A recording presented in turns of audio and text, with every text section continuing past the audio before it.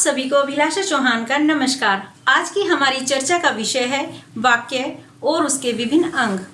साथियों, आपने वर्ण के विषय में पढ़ा, शब्दों के विषय में पढ़ा, तो उनकी तुलना में ये तो आप जान ही गए होंगे कि संरचना की दृष्टि से वाक्य सबसे बड़ी इकाई है और व्याकरण में ये बहुत ही महत्वपूर्ण है, क्योंकि भावों और विचारों को पहुंचाने का एक सशक्त माध्यम वाक्य है। जब भी हमारे मन में कुछ भाव और विचार आते हैं तो हम उनको वाक्यों के माध्यम से ही दूसरों तक पहुंचाते हैं। इसी प्रकार दूसरे के मन के भावों को और विचारों को हम वाक्यों के माध्यम से ही समझते हैं।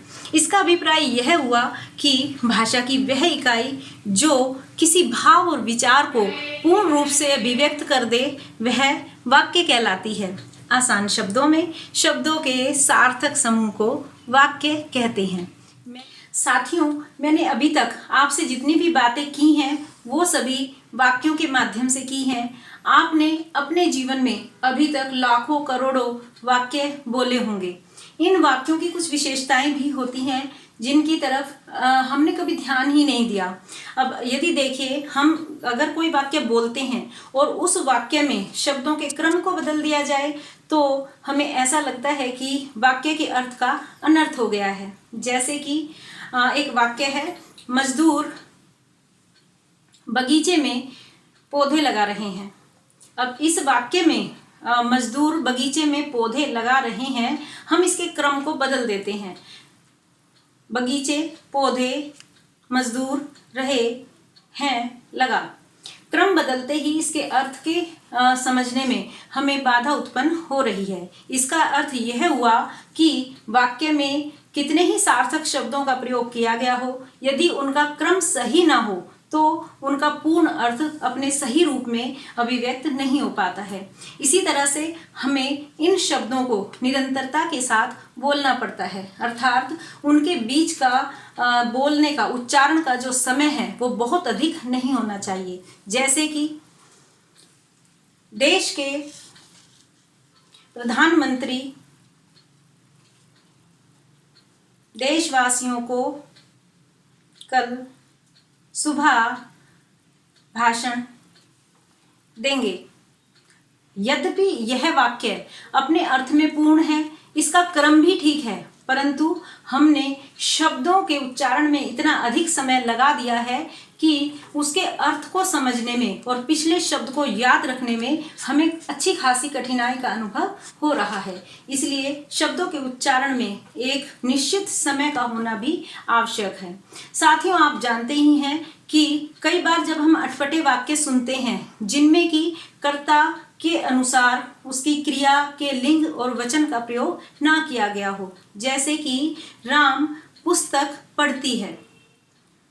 इस वाक्य में हमें पता है कि राम पुल्लिंग है, परंतु हमने उसके साथ पढ़ती शब्द का प्रयोग किया, इसलिए यहाँ कर्ता के अनुकूल क्रिया के लिंग का प्रयोग नहीं किया गया है। इस तरह की त्रुटियों से भी अर्थ में बाधा उत्पन्न होती है, क्योंकि हमारे मस्तिष्क में एक प्रश्नवाचक चिन्ह लग जाता है कि इस वाक्य में कुछ गलत है। इसलिए किसी भी वाक्य में कर्ता के वचन और लिंग के अनुसार उसके वाक्य में प्रयोग होने वाले कर्म या क्रिया के वचन, लिंग और कारक का भी प्रयोग होना उतना ही आवश्यक है। कर्ता के साथ कर्म की और क्रिया के इस मेल को अन्विति कहा जाता है या अन्वय भी कहा जाता है, जिसका आसान शब्दों में अर्थ है मेल होना, अर्थात इन शब्दों का आपस में मेल होना जरूरी है। तो इस विशेषता के साथ ही एक विशेषता पर और मैं चर्चा करूंगी, और वह है संदर्भ के अनुसार अर्थ को पूर्ण रूप से अभिव्यक्त करने की क्षमता। अर्थात जो भी बात का संदर्भ चल रहा हो, उस संदर्भ के अनुसार हम किस शब्द का चयन करते हैं या उस बात को कहते हैं ताकि वह पूर्ण रूप से अपनी बात को अभिव्यक्त कर दे, तो वह वाक्य कहलाता है। यदि वाक्य में यह क्षमता नहीं है तो वह वाक्य अधूरा या संदर्भ से कटा हुआ माना जाता है। साथियों, अब हम बात करते हैं वाक्य के घटक के विषय में। वाक्य के घटक वे होते हैं जिनसे मिलाकर वाक्य बनता है। अंग्रेजी में हम इसे वाक्य के कंपोनेंट्स के नाम से भी जानते हैं। और वाक्य के घटक को हिंदी में ही दो और शब्दों से जाना जाता है। पहला शब्द है अंग और दूसरा है अवयव। यदि वाक्य के अंगों की बात हो रही है तो भी वाक्य के घटक ही हैं, यदि वाक्य के अवयवों की बात हो रही है तो भी वे वाक्य के घटक ही हैं। अर्थात वाक्य जिन भी घटकों से या कंपोनेंट से मिलकर बना है वही उस वाक्य के अंग या घटक कहलाते हैं। हिंदी भाषा में वाक्य के केवल दो ही घटक माने गए हैं। पहला घटक है उद्देश्य और दूसरा घटक है विधेय। अब इनको स्पष्ट रूप से अलग अलग करके समझते हैं। वाक्य में हम जब ध्यानपूर्वक देखते हैं तो हम देख पाते हैं कि कर्ता वह होता है जिसके बारे में वाक्य में कुछ बात कही जा रही होती है। इसी प्रकार से कर्ता के बारे में जो भी बात कही जा रही होती है वो एक तरफ होता है। तो इसी आधार पर हम उद्देश्य में वाक्य के कर्ता को और कर्ता के विस्तार को रखते हैं। कर्ता और कर्ता का विस्तार वाक्य का उद्देश्य कहलाता है। अभी मैं इसको उदाहरण के माध्यम से भी समझाऊंगी। एक बार इसके पारिभाषिक रूप पर हम दृष्टि डाल लेते हैं। अब आइए विधेय को समझते हैं कि विधेय कर्ता जो भी क्रिया कर रहा है या उससे संबंधित जो भी कर्म है वही उसके बारे में कही गई बात है, और वो पूरा का पूरा वाक्य जो बचा हुआ है वह उस वाक्य का विधेय कहलाता है। तो इस तरह से वाक्य में जिसके बारे में कुछ कहा जा रहा है और जो बात कही जा रही है, इस तरह से हम सरल रूप में समझ सकते हैं और ढूंढ भी सकते हैं। अब देखिए उदाहरण के माध्यम से समझते हैं। देश के प्रधानमंत्री ने देशवासियों को भाषण दिया। इस वाक्य में भाषण किसने दिया? देश के प्रधानमंत्री ने। तो देश के प्रधानमंत्री ये उद्देश्य हो गया। देशवासियों को भाषण दिया यह विधेय हो गया, क्योंकि प्रधानमंत्री ने जो भी बात कही है या उनके बारे में जो भी बात है वो वाक्य के इसी भाग में है। अब बात आती है कि प्रधानमंत्री करता है। अगर हम शुद्ध रूप में देखें तो प्रधानमंत्री शब्द करता है, तो फिर देश के प्रधानमंत्री यह क्या है? देश के ये दोनों शब्द कर्ता का ही विस्तार है, ये उसी का एक्सटेंडेड फॉर्म हम कह सकते हैं। तो कर्ता का विस्तार भी सारा मिलाकर उद्देश्य कहलाता है। इसी तरह से भाषण दिया, ये उनके बारे में कही गई बात है, तो यह विधेय है। तो फिर देशवासियों को भाषण दिया, देशवासियों को, यह क्या है? यह उस कर्म का विस्तार, क्रिया का विस्तार है। कर्म या कर्म का विस्तार, क्रिया या क्रिया का विस्तार, या आने वाले क्रिया विशेषण या संबंध बोधक, ये सभी विधेय के ही भाग होते हैं। जिस तरह से कर्ता और कर्ता का विस्तार उद्देश्य के भाग होते हैं। अब एक उदाहरण और देखिए।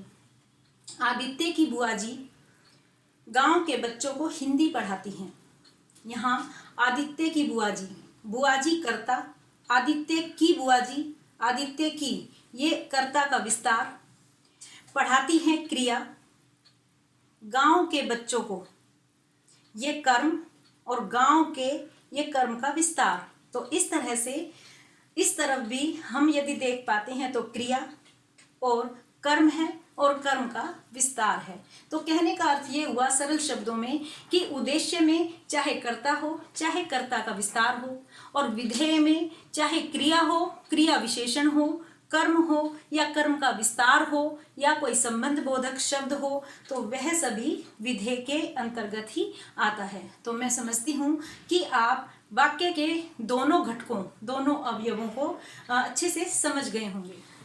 तो आपने इस वीडियो में ये भली भांति समझ लिया है कि वाक्य शब्दों के सार्थक समूह को कहते हैं, जिसमें क्रमबद्धता का होना, उसके निरंतरता का होना, या कर्ता के अनुसार क्रिया के लिंग वचन आदि में अन्वयति का अर्थात मेल का होना बहुत जरूरी है। साथ ही वाक्य की ये भी एक विशेषता है कि उसमें संदर्भ के अनुसार अर्थ को पूर्ण रूप से अभिव्यक्त करने की क्षमता भी होनी चाहिए। साथियों, आपने ये भी जाना कि वाक्य के दो महत्वपूर्ण घटक हैं, उद्देश्य और विधेय। उद्देश्य में कर्ता और कर्ता का विस्तार आते हैं और विधेय में क्रिया और क्रिया का विस्तार, कर्म और कर्म का विस्तार, ये दोनों ही आते हैं। आसान शब्दों में यदि कहें तो उद्देश्य में केवल कर्ता और कर्ता का विस्तार, और इनको छोड़कर बाकी जो कुछ भी बचा है वह सारा का सारा विधेय कहलाता है। तो मैं समझती हूँ कि आपने वाक्य की परिभाषा और उसके दोनों घटकों को बहुत ही स्पष्ट रूप में समझ लिया होगा।